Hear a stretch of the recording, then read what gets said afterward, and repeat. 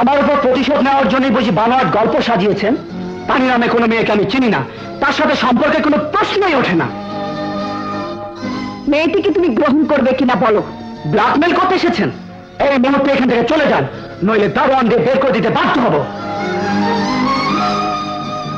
সেটুকুই বাকি আছে, আমি এর শেষটুকু দেখতে চাই।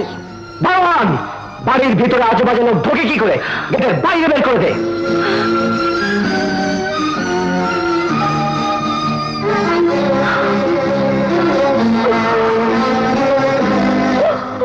দারোয়ানের প্রয়োজন নেই, আমি যথেষ্ট।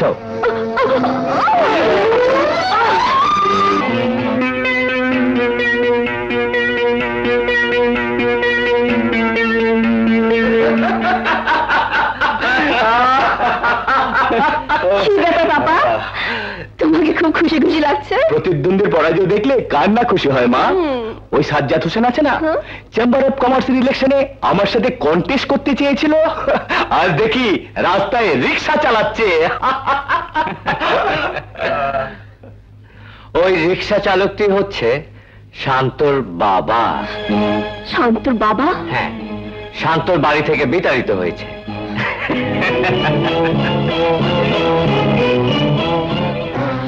কাকে বাড়িতে রাখবো না তাড়িয়ে দেব সেটা আমার ব্যক্তিগত ব্যাপার। আশা করি ব্যক্তিগত ব্যাপারে কোনো আলোচনা করবে না। তোমার উন্নতির জন্য ধন্যবাদ। কি হলো ডার্লিং, আমরা তো একা একা বোর হয়ে গেলাম। Yes darling, coming, just a minute. ওরা কারা? ওরা কারা? আমি ভাবছি না ওরা আসে। তুমি তাহলে জীবনের আদর্শকে পরিবর্তন করেছো? বিত্তবান লোকের একটাই আদর্শ হওয়া উচিত, এনজয়, এনজয় অ্যান্ড এনজয়। যাকে তোমার সাথে পেঁচাল করার সময় আমার নেই, চলি।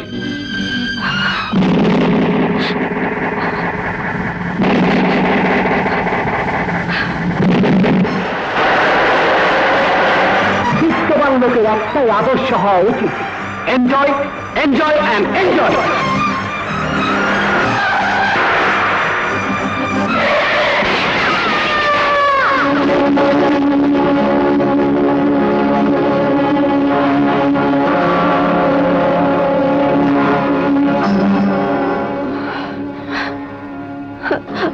আপনি অমন পাগলের মতো গাড়ি চালাচ্ছিলে কেন? বেঁচে থাকার ইচ্ছে নেই বলে। হঠাৎ মরার শখ হলো কেন? আপনাকে আমি সবকিছু বলে বুঝাতে পারবো না, শুধু এইটুকু বলতে চাই, আমি নারী জাতির কলঙ্ক। এর জন্য দায়ী কে? কি হলো, চুপ করে থেকো না, বলো এর জন্য দায়ী কে?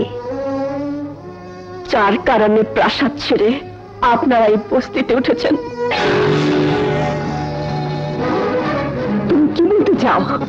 শান্ত? শান্ত? হ্যাঁ, আমি প্রতিজ্ঞা করেছিলাম জীবনে কোনো দিন কোন কারণে তার সামনে গিয়ে দাঁড়াবো না, কিন্তু চোখের সামনে তোমার মতো একটা মেয়ের জীবন নষ্ট হয়ে যাবে, তাও তো হতে পারে না। আমি নারী, নারীর মমত্বটুকু বুকে দিয়ে মা হয়ে নয়, একজন প্রতিবাদী নারী হয়ে তার সামনে গিয়ে দাঁড়াবো, তাকে জিজ্ঞেস করব একটির পর একটি অন্যায় করার লাইসেন্স তাকে কে দিয়েছে? আমার উপর প্রতিশোধ নেওয়ার জন্যই বুঝি বানোয়াট গল্প সাজিয়েছেন? তানি নামে কোনো মেয়েকে আমি চিনি না, তার সাথে সম্পর্কে কোনো প্রশ্নই ওঠে না। মেয়েটিকে তুমি গ্রহণ করবে কিনা বলো। ব্ল্যাকমেল করতে এসেছেন? এই মুহূর্তে এখান থেকে চলে যান, নইলে দারোয়ান দিয়ে বের করে দিতে বাধ্য হব। সেটুকুই বাকি আছে, আমি এর শেষটুকু দেখতে চাই। দারোয়ান, বাড়ির ভিতরে আজেবাজে লোক ঢোকে কি করে? গেটের বাইরে বের করে দে।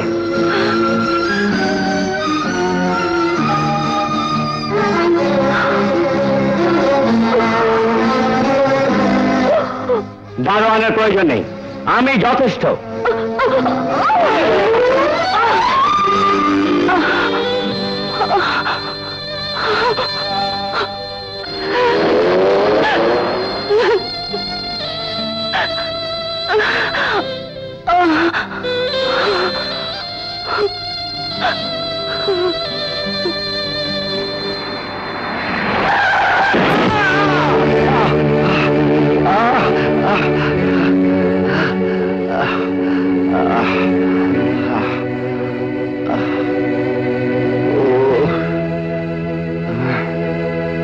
হাসপাতালে গিয়ে চিকিৎসা করিয়ে নেবেন।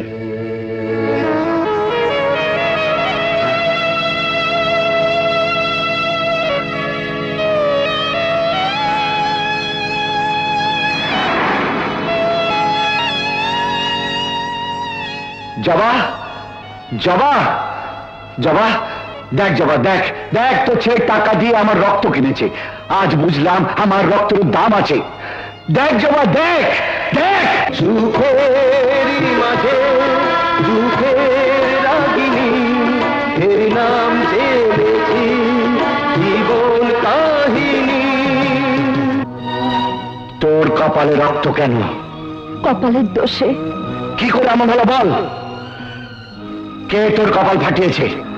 যে তোর কপাল ফাটিয়েছে। শান্ত!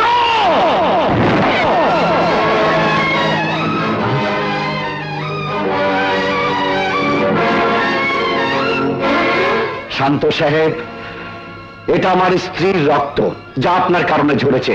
বলুন এর কি মূল্য দেবেন? কি চান আপনি? একটা জীবন, সামান্য একটা জীবন, যাকে আমরা তেলে পুষে বড় করেছিলাম, যার ভিতরে মনুষ্যত্বের বীজ আছে। হ্যাঁ, তুই তুই সে অমানুষ। আজ আমি তোকে ক্ষমা করব না। কোনো অভিমান বুকে নিয়ে এখান থেকে ফিরে যাব না। আজ আজ আমি তোকে খুন করব।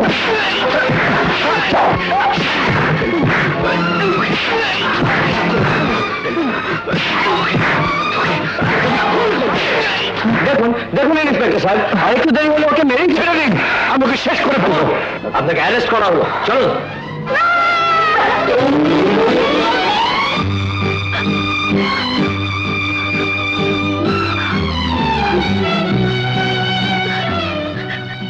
দারোগা সাহেব, দারোগা সাহেব, ওকে ছেড়ে দিন, ওর কোনো দোষ নেই।